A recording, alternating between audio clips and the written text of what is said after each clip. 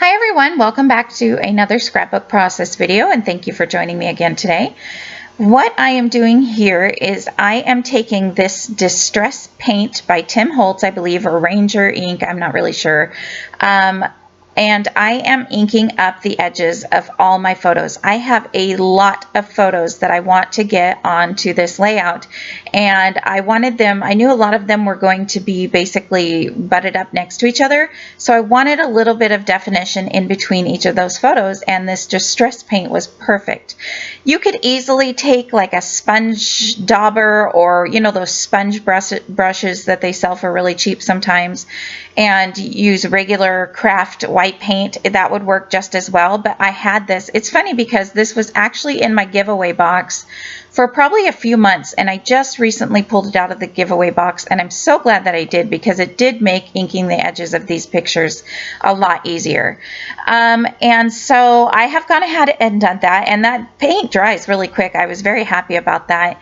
And that was a dauber thing that I got in a Scraptastic kit years and years ago. I think they used to give out free gifts, and that was one of the free gifts one month, and I've never used it, so I was happy to start using it. And you can tell, I think you can tell that the inks or the paint inside is a little bit old, but it worked just the same.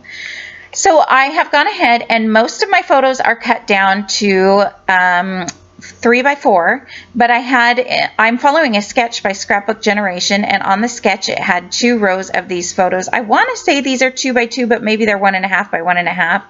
I'm not exactly sure. I don't remember. It's been a while since I did this layout, but they had these 2 film-like strips with photos, so I took some of the photos that I could cut smaller that really told part of the story, and you will see where they are going to go in a few minutes. So now I'm going to glue down some of my 3x4 pictures, and I have to tell you, I do not know what I was thinking when I started this layout. I counted my photos, and I looked at the sketches, and I swear that I counted on the sketch and had the same amount of photos, but I was off by like 12 or 10 photos, and I have no idea how I got that far off. I have no idea what I was thinking, but I'm going to make it work, and you will see what I'm going to do in just a few minutes. This sketch, so when I'm putting down these 3x4 photos, I'm just putting some lines of my ATG adhesive on the white cardstock and adding the photos to that, and I'm not worrying about adding the adhesive to each individual picture.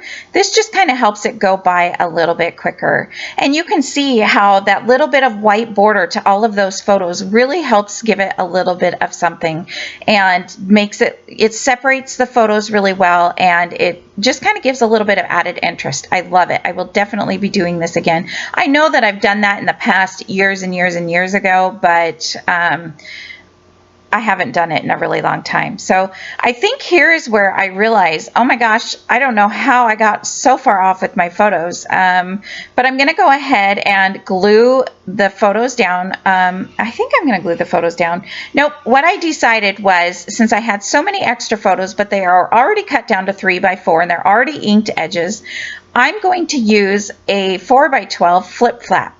So this is an item from close to my heart, and it basically is a way for you to add more photos to your layout. It's just like a small page protector that flips back and forth, so you can add more photos. So you can see all my photos that I still have left there.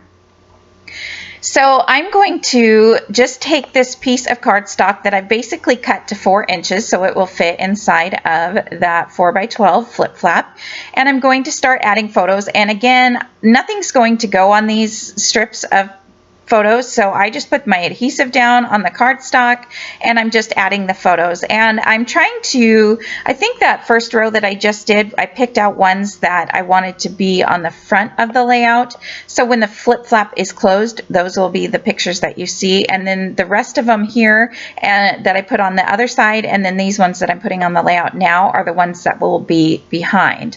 And you will see what the flip flap looks like when it's opened. I took a picture of it for one of the still shot photos in the end. And so now I'm just going to try, well, I'm going to try to slide this into the divider, but it's just slightly a little too big, so I am going to trim it down just a hair, which also means that I do have to add a little bit more paint to the photos where I trimmed it down at. But like I said, that paint dries really quickly and it's super easy. So I just I'm going to ink them a little bit more here, just the front and back, so that both photo gets it, and I'm going to set it behind me, and it's going to dry while I work on the rest of the layout. Which is fine because I will not add that flip-flop to the layout until it's in the page protector anyway.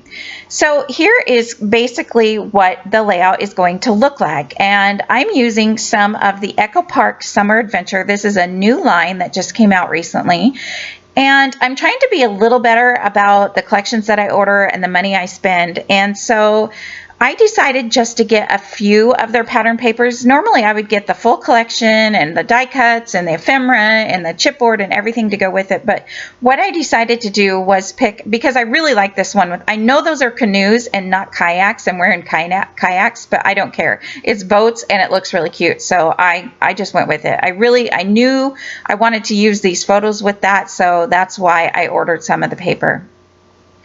And so what I was saying is I actually did just order a little bit of just a few of the pattern papers.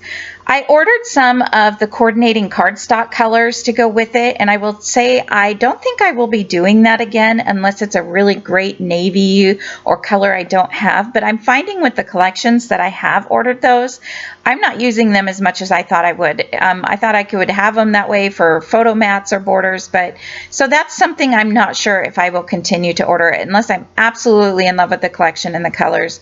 But for now, I'm just going to say that I probably won't order the coordinating. Plus, I have so much cardstock that I need to use up anyway that I'm just going to leave it as that. So I glued down this piece of paper with the canoes on it. And again, yes, I know it's canoes, but it goes perfectly with this page. And on the sketch, they had a journaling block over here on the right-hand side, a 4x6 journaling block. And I had some journaling that I wanted to say, quite a bit of journaling about these photos. So this is when we went camping last year, and my mom brought her kayaks, and this was our first time on kayaks, and we had so much fun. It was a lot of fun. So I want to talk about that. But I couldn't find a 4x6 piece that went really well. Again, since I had only purchased a few of the pattern paper sheets, I didn't have a whole lot to choose from, and so I just decided to go ahead and add this pattern paper with the canoes to this side as well. And I think it turns out really good, especially once the journaling block is on there, which you can see in the still shot photos in the end. I did type up my journaling because I did have a lot to say, and I just wanted to do it because I like the way that it looks. So in the end photo, you can see what it looks like with the journaling over there. And then on the sketch, they had these two strips that I mentioned, and so I added those. They're not glued down yet. I'm not exactly sure how I want them to be angled. I'm just checking out. I wasn't sure what I wanted my title to be. So I was thinking Adventures in Kayaking. However, that just didn't seem right to me. I even asked my husband, does this sound good? And he liked it. So I'm going to play around. First, I need to find letter stickers that have all those letters anyway. And I wanted the word kayaking to be larger than the word adventures in and the word in. So I'm going to place these ones down. These ones actually were spanned most of that area, and I wasn't thinking they would span that whole area, so I wasn't really sure if I liked that very well. I did think about maybe adding them and splitting them up onto the two pages. I'm going to play with the thought of putting it here, but that didn't look right. It would have looked okay if I didn't have those two strips that were kind of angled. And then I also tried putting it along one of the angled strips, and it fit perfectly, but because it's kind of angling to where it's kind of starts at the bottom right and goes to the top left, it didn't read right to me. Although it looks okay here on the screen. It turned out okay on the screen. So I thought maybe I could try smaller letters so that I could fit the word kayaking in there a little bit differently, but I didn't want to sit there and kind of keep going through photos if I letter stickers, if I already found ones that I liked. So I'm going to try it again and see what it looks like with them down a little bit more straight and fitted in there. And they fit in there a little bit better that time. And also when I was putting those letters down, I made sure that they kind of overlapped this strip. So before I glue the letter stickers down, I'm going to glue that strip down so that it will cover up part or go behind find some of those letter stickers. And then I'm going to use some foam tape to pop up this strip of photos just for another little bit of added interest. Though that word kayaking is some chipboard alphabets. I think it's Heidi Swap, and it was one of the ones you can kind of color with ink, and it has a little bit of resist, but I'm not even going to do that. You can look close, there's some little circles on them, so that might give a little bit of added interest, but I wasn't really interested in that. I just wanted the word kayaking on there. And of course, because these are chipboard and they're old, they're not going to stick unless I add some extra adhesive to them. So I'm going to go ahead and add them on there. My original plan was to make them be the same angle as that left-hand sided border strip of stickers, or excuse me, of photos, but it didn't work out. But honestly, I thought about changing it for half a second, but then I thought, you know what, nobody's going to care. So I just went ahead and finished the word. And I'm just holding it down all at once just to get the glue to kind of dry. I just put my ruler down so it covered all of the letters, and then I put my acrylic block on there. So the other things besides just a few pieces of pattern paper that I bought was the brads, an ephemera pack, and the enamel dots. Of course I bought the enamel dots. That one was not, that was not hard to choose from. However, I have a confession. I did purchase these alphabet stickers, and I have to tell you, I'm going to buy more. I love these alphabet stickers. To be fair, Moira O'Reilly told me that they're not technically letter stickers. They're also a tool, and you can buy more tools, right? So she's the one that told me I should get them. I blame her.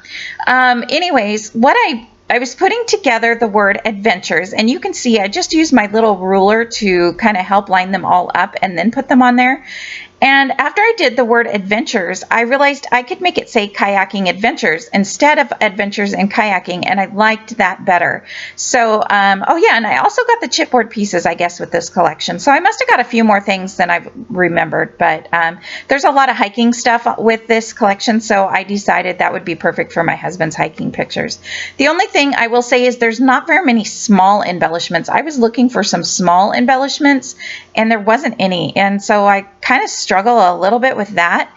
But I put, and again, I know it's a canoe, but I put that canoe over on the right hand side, and I felt like that really went well there. And then there was a couple of these small star chipboard pieces, so I decided to sprinkle those around the page.